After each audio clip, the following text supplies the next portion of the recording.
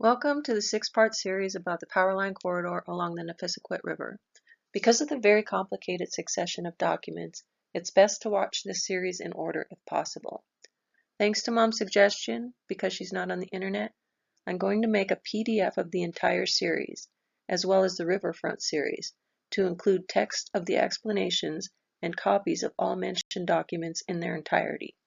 That will make it easier for her and others who prefer viewing information that way.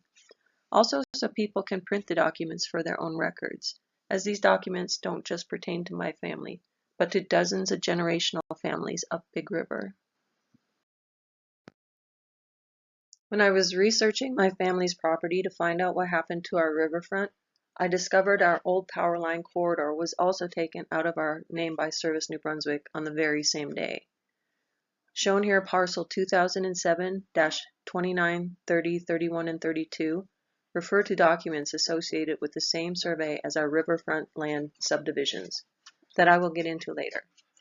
Both pieces of property are outlined here in blue. It was part of the same land grab that took our riverfronts on June 19, 2007, and based on the same survey, 2400-7180, and done as per the Smurfit New Brunswick Power Deed Transfer Document 2406-1526. And finally done by the same lawyers. But this time using old deed agreements we had from 1920 with the Bathurst Lumber Company, and one from 1924 that was specifically between Agnes and Frank Branch and the Bathurst Lumber Company. Even though it's part of the same unlawful land grab, I decided to make its own video series to keep the information separate and hopefully easier to follow.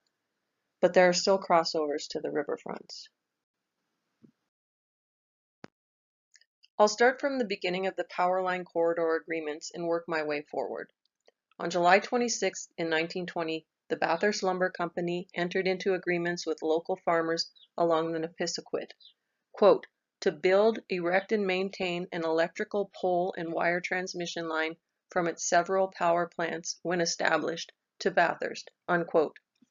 The deed on top is a screenshot of the registry to include the names of the farmers along our section of Powerline as, quote, parties hereto of the first part, quote. It is recorded as deed 181 in volume 67 on page 315, dated July 26, 1920, and registered January 14, 1921. Each of our families received a hard copy of the agreement. The picture on the bottom is my great-grandfather William George Good's copy. The wording in the registry and on the hard copy is verbatim and can be accessed on Service New Brunswick's website.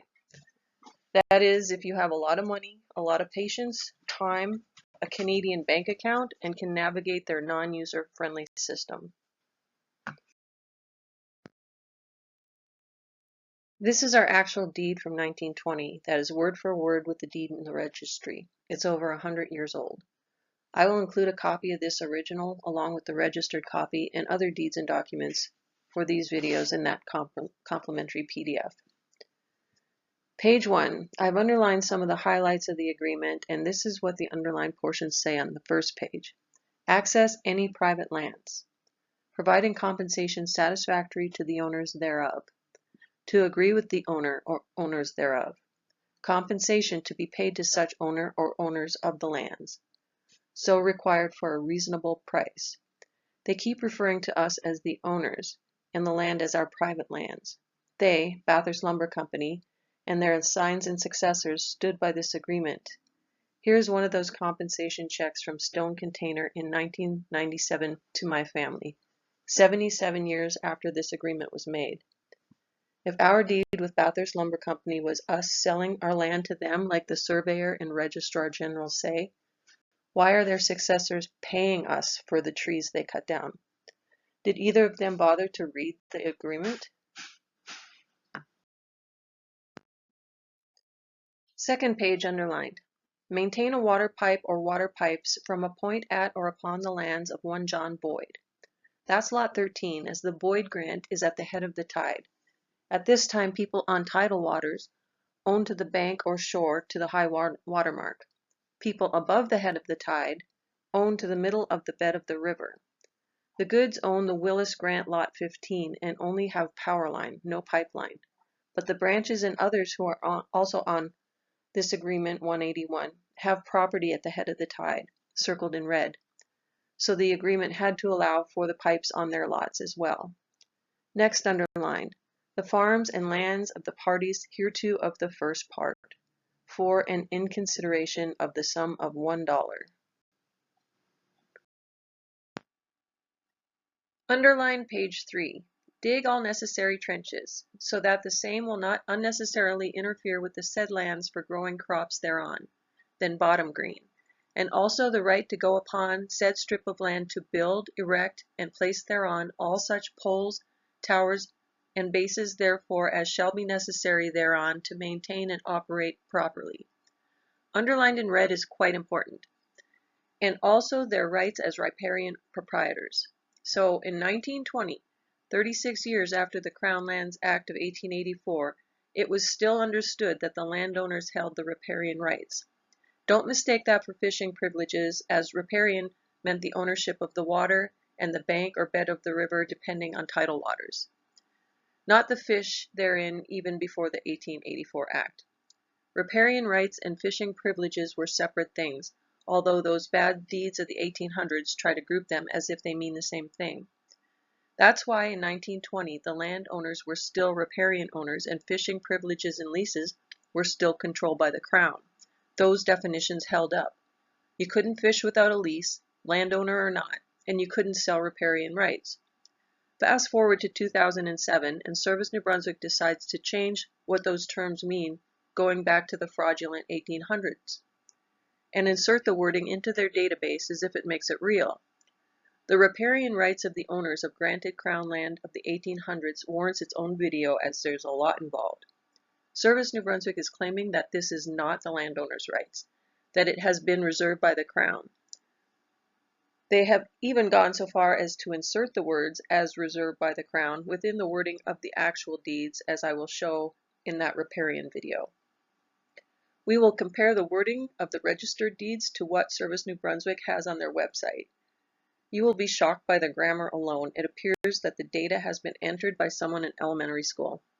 But more shocking is the obvious deceit of the descriptions of the lands in the deeds as compared to the descriptions in their database. So let's see what New Brunswick law defines as riparian proprietor. As recently as 13 years ago, the landowner owned to the center line of the river. Even going back to before my family bought the land in 1879, we followed English common law. Same Crown. We owned to the center thread of the stream. There is the Riparian Crown Act of 1884 where, going forward, the Crown retains one chain of shore, 66 feet, of any ungranted Crown land. Two things, we owned the land before that, and our land was granted, not ungranted. Something sneaky Service New Brunswick did was go back to any land grant that was given after 1884 and reserved that 66 feet. But there is a provision in that act that the 66 feet would not be taken if the petition was made before 1884, and most of these were.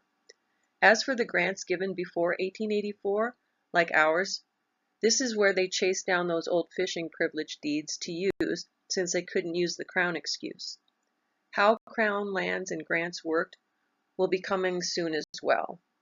The riparian rights of the owners of granted Crown land in the 1800s warrants its own video, as there is a lot involved.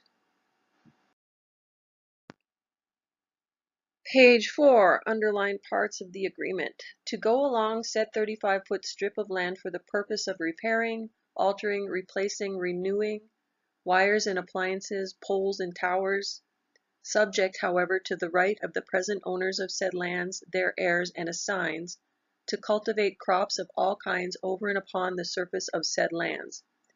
There it is again, we still own the land, as will our heirs and assigns. Continuing.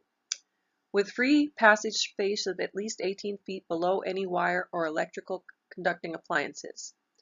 They have taken out the power line 14 years ago and let the trees grow back and mature to beyond that, so there are no power lines to apply this agreement to. This next part is also very important because it holds not only Bathurst Lumber Company bound to this agreement, but also their successors and assigns. And it lists every possible excuse to why they might need to come on the land. This only what they can come on the land for.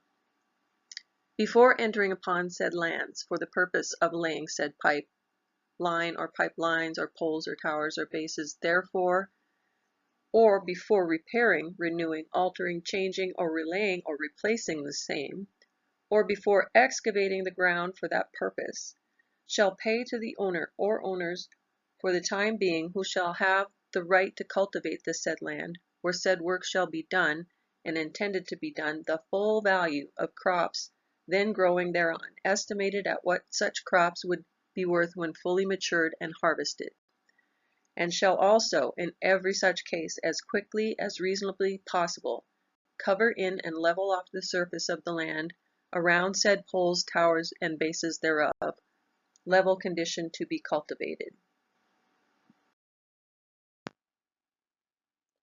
If it's not written in this agreement, the landowners have not agreed to it. Not for Balthur's Lumber Company or its successors, its heirs or assigns. Things they can't do, for example, hunt on it, use it as an access, plant their own crops on it, turn it into a trail, etc., or trespass on it. The final page mentions power lines passing through woodlands, trees growing thereon, that all such trees may be immediately cut down and removed therefrom, and that trees shall not be permitted to grow thereon at any time thereafter, subject to the right of growing crops aforesaid. So technically, according to this agreement, they need to be continuing to clear the trees on our strip and compensate us for it, because it doesn't say, or until such power lines are removed.